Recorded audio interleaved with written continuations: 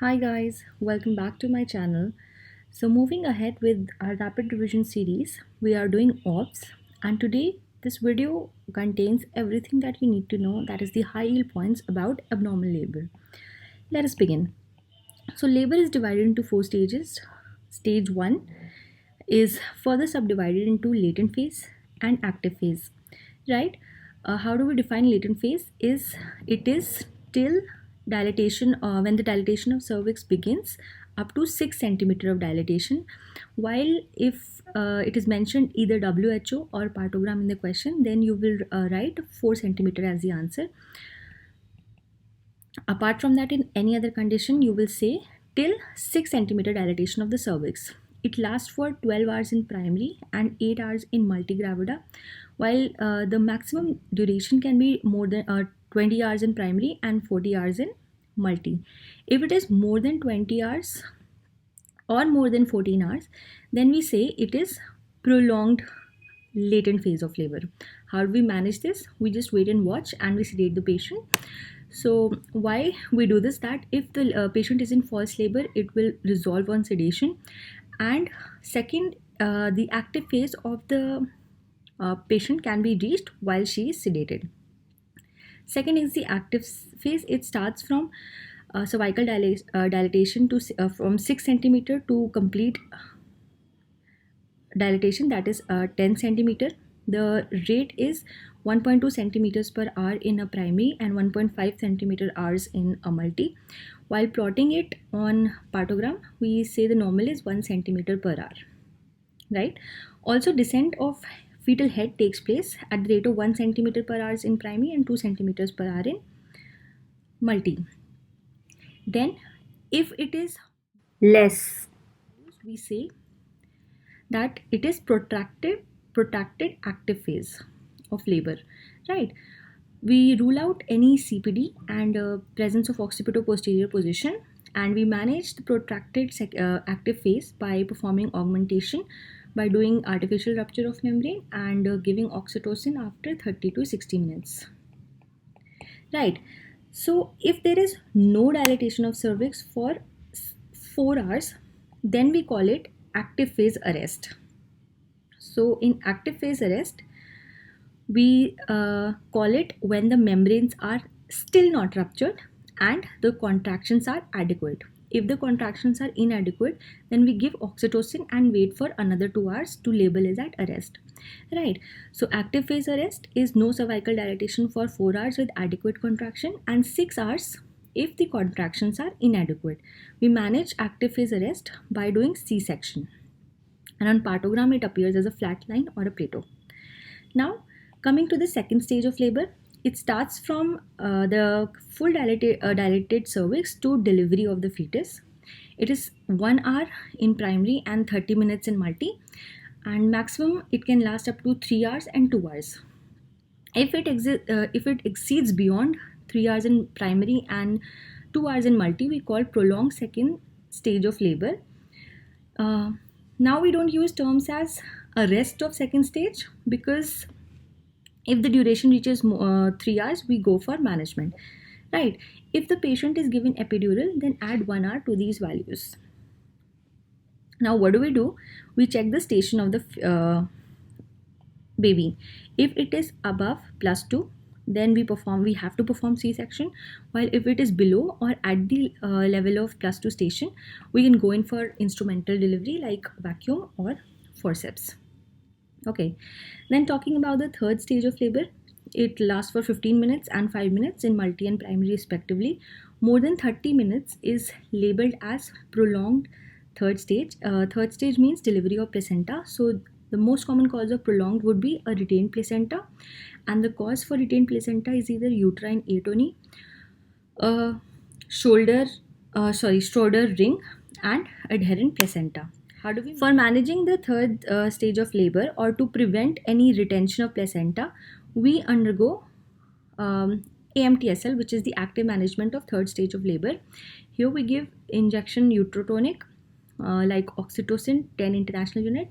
Then delayed cord clamping is performed. Placenta is delivered by control cord traction, and there is internal assessment of uterine tone. Earlier, uterine massage was a part of it. Now, instead of uterine massage, internal assessment of uterine tone is performed.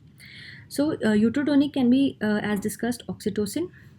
The dose is 10 international unit IV or IM. Methyl ergometrin, right? Remember, it is contraindicated in topper, that is twin pregnancy, if there is a heart disease, preeclampsia, eclampsia, and Rh negative pregnancy. Third is carbetocin. It is PGF2 alpha, and this question was asked in November INICT, that what is the dose of carbetocin that we give. So it is 100 microgram IV given over 1 minute. Don't confuse it with carboprost. I made this mistake. I thought that it is given carboprost and I marked the answer as 250, but carboprost is a PGF2 alpha and the dose is 250 microgram, while carbetocin is synthetic oxytocin and dose is 100 microgram. Finally, there is another PGE1 which is called misoprost, which is given in the dose of 600 microgram orally. We can also give Trenexa, right? Then in AMTSL we perform delayed cord clamping, where the condition where early cord clamping is done in birth asphyxia if the baby has CHD or in Rh negative pregnancy. For HIV patients, the WHO says that delayed cord clamping can be performed, while NACO says that early cord clamping should be done. Then coming to the fourth stage of labor, right? It is the 1 hour postpartum observation period, and here the patient may experience physiological chills. Then coming to some one-liners, the most common cause of death in immediate postpartum period is atony, while if the question says most common cause of sudden death, then the answer will be uterine inversion, and if breathlessness is also mentioned in the question, then it is AFI, like amniotic fluid embolism, AFE, right? It is a diagnosis of exclusion. Okay, then obstructed labor, we already studied about it.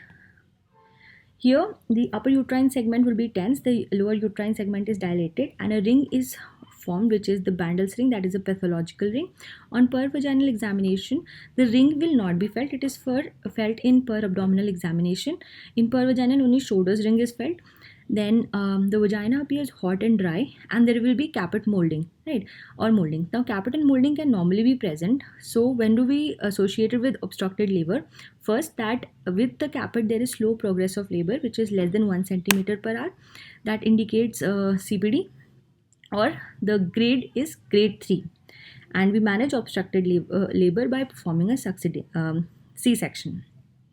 Okay, complication of obstructed labor can either be a uterine rupture, and it is the most common cause of vesicovaginal fistula in the developed countries.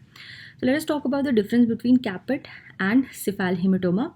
Caput succedaneum is just edema which is above the periosteal layer, so it will cross the sutures, and it is present at birth while regresses in 24 hours after delivery. Now, cephalhematoma is the presence of blood. It is present below the periosteum. It is not seen at birth, and it will increase in size and finally resolve in 3 hours. And cephalhematoma is associated with vacuum more than forceps. Remember this. This is an important question. Let us look at the WHO modified partogram. Right. So here, one small square is 30 minutes. And one big square is 1 hour. Okay, then we plot 4 centimeter onwards, and either on the alert line or to the left of alert line. Alert line is plotted from 4 centimeter, then action line is plotted 4 hours apart from the alert line, right? And we will, when the patient comes, we will start on the alert line or to the left of alert line here. Okay, so what do we monitor? First is fetal heart rate. It is plotted by a dot, right? Every 30 minutes we monitor fetal heart rate. Intermittent auscultation is done, and remember, it is measured for complete 1 minute, right? Normal fetal heart rate is 110 to 160 beats per minute, and remember, it should be measured after the contraction. Then amniotic fluid is given a code, that is, it can either be intact, clear, blood stain, or meconium stain. Meconium stain is further categorized M1, M2, M3 when it is lightly stained or there is some particulate, and P colored meconium, staining of amniotic fluid. Then molding. on the sutures. It can be felt by the pervaginal examination, right? The grades are like this: 0 when the bones are separated, 1 when the bones are touching but they are separated, grade 2 bones overlapping, while grade 3 is bones severely overlapping, which is an indication of CPD, which we read. Then the next part is the cervicogram. Here the cervical dilatation is plotted along with the descent of head, right? So dilatation is plotted with an X while descent is plotted with an O. Okay, remember we start plotting on the alert line or either to the left of alert line and descent of head. Right. Now, the term alert line and action line was given by Philpott and Castle, and the distance between both of them is 4 hours. If the plotting comes between the alert line and the action line, it is a slow labor, while if it is crossing the action line, it means some action is required. All right. Next, contractions, we already studied about them. They are measured for 10 minutes, right? And there should be more than 3 contraction in 10 minutes.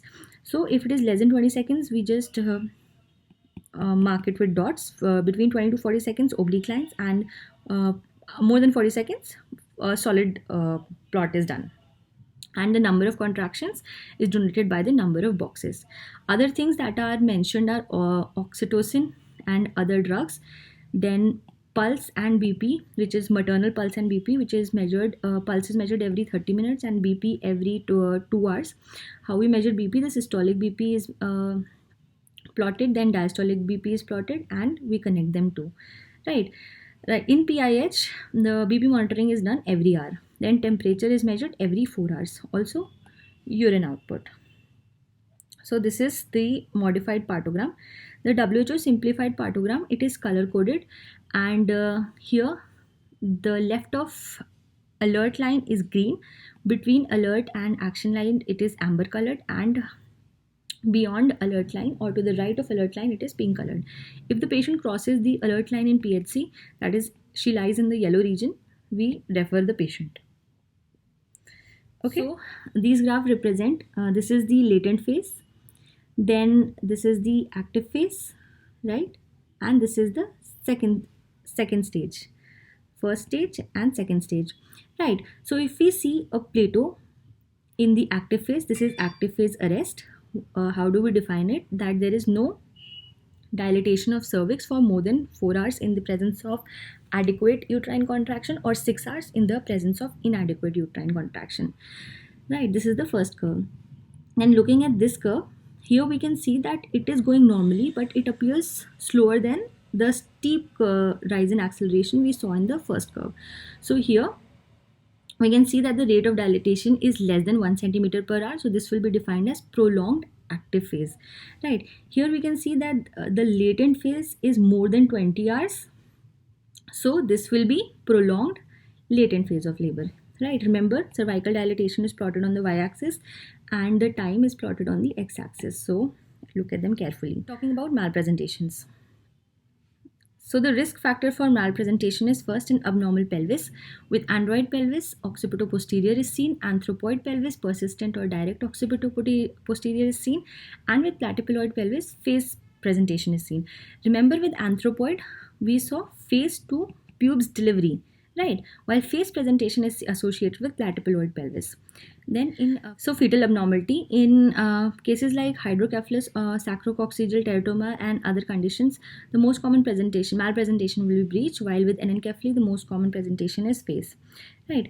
Then with uterine malformation, it is a risk factor, prematurity is a risk factor, placenta previa, right? It is more commonly associated with transfers followed by breech, twin pregnancy in presence of oligo or polyhydramnios, right? Multi-parous female, all the malpresentations are common, but one malpresentation, that is the occipito-posterior, is more common with the nulliparous women.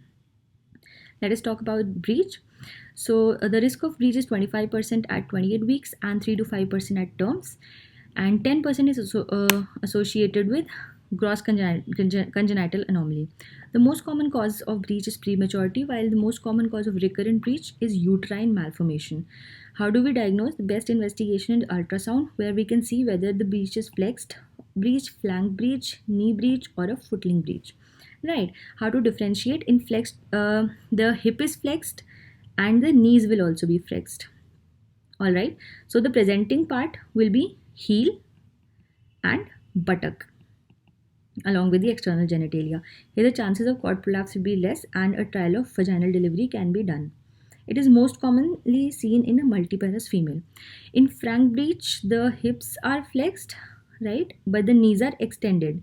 So, on per vaginal examination, we can feel the buttocks. It is associated with least risk of cord prolapse, and vaginal delivery can be done. This is most commonly seen in primaries. In knee breech, the hip joint is extended while the foot is flexed. So, knee would be the presenting part which is felt per vaginally, and the chance of cord prolapse are high. So, vaginal delivery will not be done. Here we'll go in for a C-section. In footling, both the hip and the knee joints are extended. So, the presenting part would be feet, and there is maximum risk of cord prolapse. Right. If talking about cord prolapse, it is most commonly associated with transverse lie, followed by a footling breech, followed by a knee breech. In footling also, therefore, we will not go in for vaginal delivery and we will perform C-section. Now, in all these conditions, the head of the baby is also flexed, but if head of the baby is extended, then the breech is called as a stargazer breech, and here also C-section is advised. How do we manage? In antenatally, if we encounter a breech, then we go in for external cephalic version. If it is successful, go in for a vaginal delivery. But if there is failure of external cephalic version 2 times, elective C-section is done at 9 weeks. Now, external cephalic version should be performed after 36 weeks. The absolute requirements are that the AFI should be adequate, pelvis should be normal, and the membranes are intact. The relative contraindications would be a PIH, a heart disease, IUGR, and previous C-section. Now, what do we do in twins? If the first twin is breech, we go in for a C-section, while if the second twin is breech, then for the first we perform vaginal delivery, and for the second twin we go in for assisted breech delivery. Right. The most common position in breech is left sacro-anterior. Right, and this is a dorso-anterior position. So the presenting part is buttocks, right? So what do we do?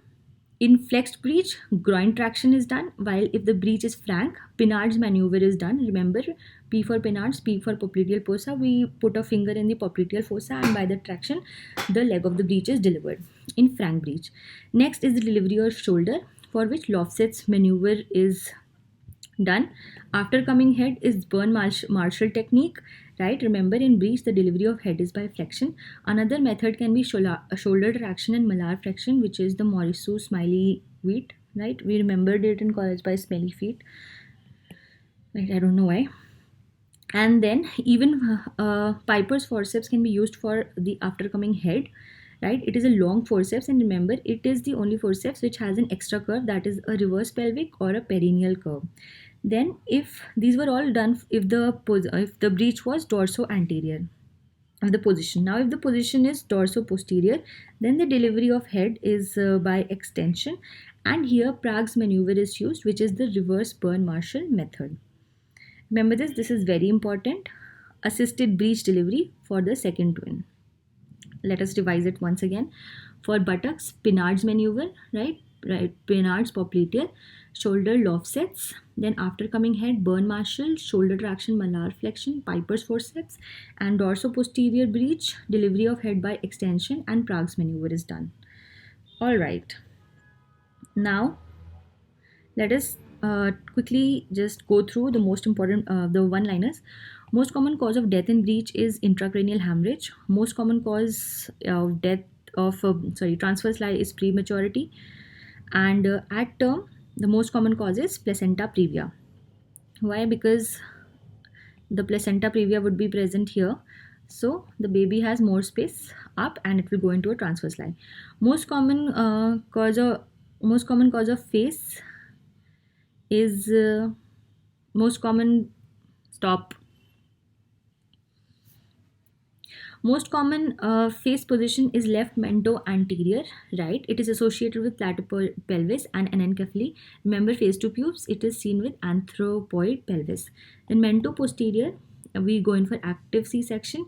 If the female is in latent phase, we wait and watch for mento-posterior to turn to mento-anterior position. In mento-anterior position, we go for labor delivery, while in brow, C-section is performed. Right, so this completes abnormal labor.